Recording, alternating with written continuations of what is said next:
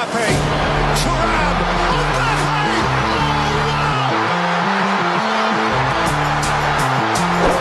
He is an awesome force of nature! Remontada, derrota, አዎ derrota. ሪሞንታዳ ተረት ሆኖ ቀረ። ማርቲኔሊ ትንሹ ማርቲን ወይንም የጦርነት ደጋፊው አምላክ ወዳጅ ደፈን ስፔንን ወረረ።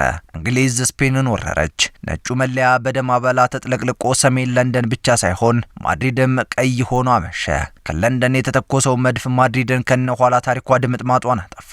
የተጠበቀው ሰላማዊ ጦርነት ውጤቱ እንዲህ ሆነ። መድፈኛው የሎስ ብላንኮስን ፉከራ ሁሉ ኦን አድርጎ እያንዳንዱ የመድፍ አረር በጠላት ላይ አርፎ ሲያምሰው የሰነበተውን ሲበጠብጠው አምሽቷል።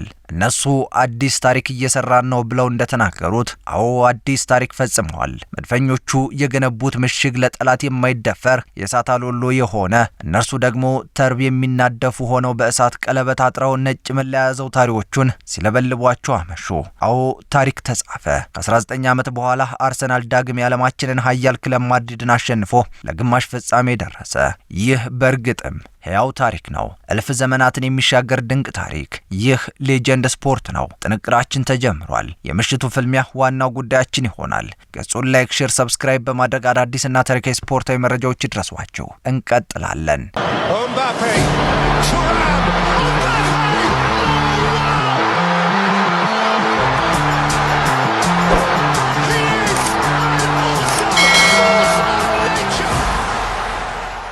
ሪሞንታዳ የበነነው የማድሪድ ህልም ብዙ የተወራለት የሪሞንታዳ ቢዮት ካለበት አገግምና ተሽላ ሐሳየን ብሂል በማድሪድ ሳይሰምር ቀረ። ሪያል ማድሪዶች አስቀድመው የፎከሩት ሁሉ ድምሩ ዜሮ ሆነ። በእንግሊዝ ሰሜን ለንደን ከአንድ ሳምንት በፊት በነበረ መርሃ ግብር 3-0 በሆነ ውጤት ሲጠናቀቅ በቤርናባው ስንገናኝ እናንተን ያድርገን አሉ። አሰልጣኝ ሚኬል አርቴታ መለሱ። ሙያ በልብ ነው። አዎ በቤርናባው እንገኛለን፣ ሜዳ ላይ በሚያግባባን ቋንቋ እንነጋገራለን አሉ። ታሪክ በአንድ ጀንበር አይገነባም። የማይካደው ሀቅ ግን እኛ የራሳችንን ታሪክ እየጻፍን ነው የምንገኘው አሉ። የማድሪድ ደጋፊዎች ዱ ኦር ዳይ አድርገው ወይንም ትሰዋለህ ሲሉም ፎከሩ። በመላው ማድሪድ ይህ ተዘመረ። ግን ሜዳ ላይ የተሰራው ኬሚስትሪ አሲድ ሳይሆን ቤዝ ሆኖ የማይሰነፍጥ የማይቆጠቁጥ ሆኖ ተገኘ። መድፈኛው ታሪኩን ከፍ አድርጎ ሰቀለ። በውዝግብ የታጀበው ጨዋታ አርሰናልን ወደ ግማሹ ፍጻሜ ሲወስድ የሻምፒዮንስ ሊጉ ንጉስ ሪያል ማድሪድን ከዙፋኑ አንሸራቶ አውርዶ ፈጥፍጦታል። ይህ ሌጀንድ ስፖርት ነው። ተጠባቂው ጨዋታ ብዙ ትዕይንቶችን አሳይቶን አለፈ። የማይካደው ሀቅ ግን በ90 ደቂቃ ውስጥ የስፖርቱ ቤተሰብ ይመለከተዋል ተብሎ የታሰበው ማራኪ እግር ኳስ ሳይታይ በታሪክ ብቻ ሊታወስ ቀኑ አለፈ። የቡካዮ ሳካ ፍጹም ቅጣት ምት መሳት፣ የአንቶኒዮ ሩዲገር የማይታለፍ ጥፋት፣ 5 ደቂቃ የፈጀው የቫር ሂደትና ፍጹም ቅጣት ምት ይገባኛል ጥያቄ፣ የጁድ ቤሊንግሃምና የዴክላን ራይስ ግብግብ ሁሉም አይረሴ ምሽት ክስተቶች ሆነው አለፉ። እስኪ የጨዋታውን ነጥቦች ጉዳይ አንድ በአንድ እየበለትን እንመልከታቸው። Mbappe, Thuram,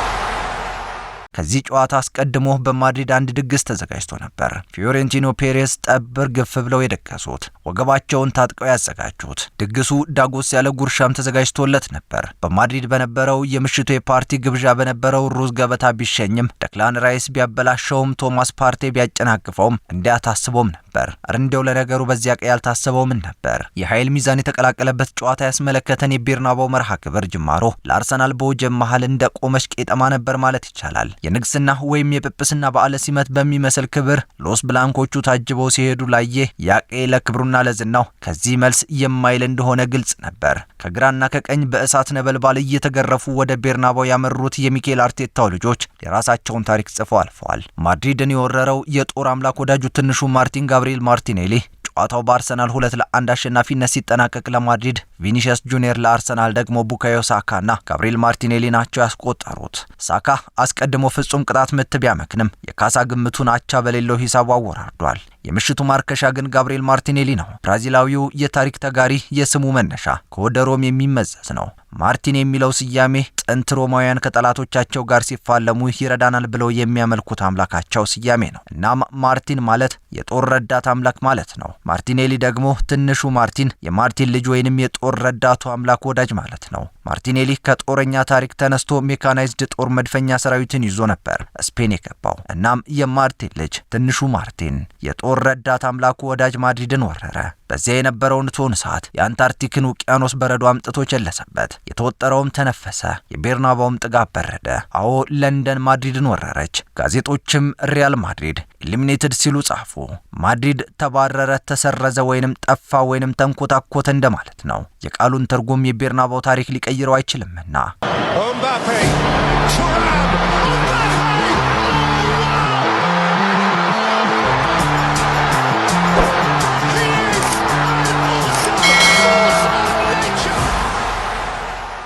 የመጀመሪያው የፍቅር ጅማሮና አሁን ጸንቶ ያለው ፍቅሬ አርሰናል ቤት ነው ብዬ ለሚስቴ ነግሬያታለሁ። ይህ የአንድ አርሰናል ደጋፊ ትላንት ምሽት ከነበረው መርሃ ግብር በኋላ በኢንስታግራም ገጹ ላይ ያሰፈረው ጽሑፍ ነው። የሰሜን ለንደኑ ክለብ ብዙዎችን ቁጭ ብድግ አሰኝቷል። ከ1990ዎቹና የ2000ዎቹ ሁለት አስርተ ዓመታት ለዚህ ክለብ ታላቅነት ያው ምስክር ናቸው። አርሰናል የተዋበ እግር ኳስን የሚጫወት ባልተጋነነ ዋጋ ትርፋማ የስፖርት ኢንቨስትመንት የሚተገብር ድንቅ ቡድን። እናም ደጋፊዎች አሁን የመጀመሪያ ፍቅራቸውን ከሚስታቸው አለበለዛም ከባል ሳይሆን የደም ትስስር የእትብት ድርሻ እንዳለው የስጋ ዘመድ ያህል የተጣበቁ የቆዳና የስጋ አይነት ግንኙነት ያላቸው ከመሆኑም ያለፈ ነው። እናም የመጀመሪያ የፍቅር ጅማሮና አሁን ጸንቶ ያለው ፍቅሬ አርሰናል ቤት ነው ብዬ ለሚስቴ ነግሬያታለሁ ሲል በድፍረት የሚናገረው ደጋፊው ስሜት ተጭኖት ሳይሆን የልብ ወዳጅነቱ በልጦበት ነው ማለት ይቻላል። Mbappe, Thuram.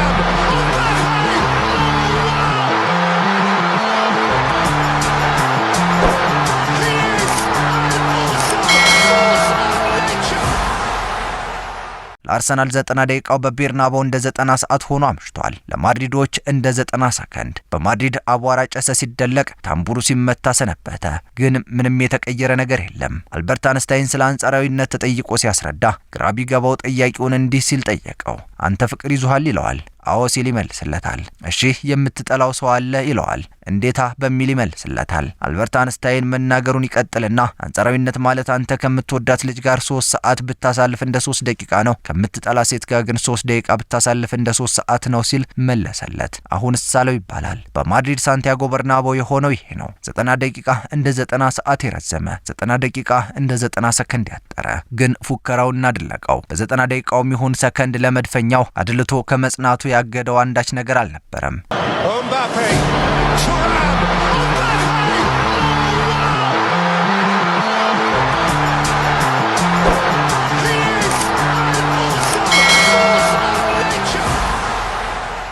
ሪሞንታዳ አይ ዴሮታ። ሪሞንታዳ አገግማ አሸንፍ። የስፔን ቃል ዴሮታ ባለህበት እርገጥ የተሸናፊነት ስነልቦና። ሲነፋ የነበረው ፊኛ ሲፈነዳ ሪሞንታዳ ቀርቶ ዴሮታ የሐዘን ሙሾ ድርደራ በቤርናባው ሆኗል። የአሰላለፍ መልኮች እንዲህ በታሪክ ሰነድ ላይ ይሰፍራሉ።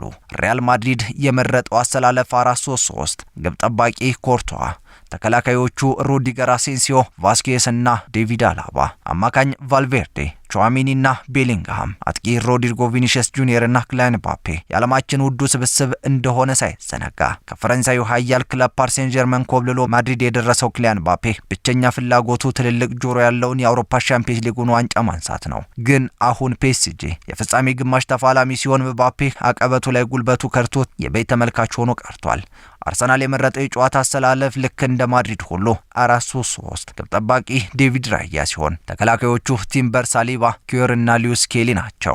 አማካኝ ፓርቲ፣ ኦዴጋርድ፣ ራይስ፣ አጥቂ ቡካዮ ሳካ፣ ሚኬል ሜሪኖ እና ማርቲኔሊ። በዚህ ጨዋታ ሂደት ጥቁር አልማዙ ቡካዮ ሳካ እና የጦር ረዳት አምላክ ወዳጁ ተዋጊው ማርቲኔሊ የመድፉን ኢላማ አነጣጥረው ቤርናባውን ደምስሰውታል።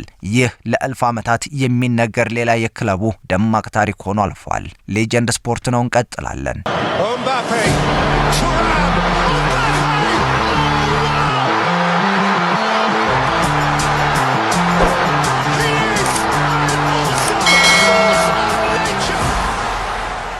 ዛሬ ደስታዬን ላጣጥምበት።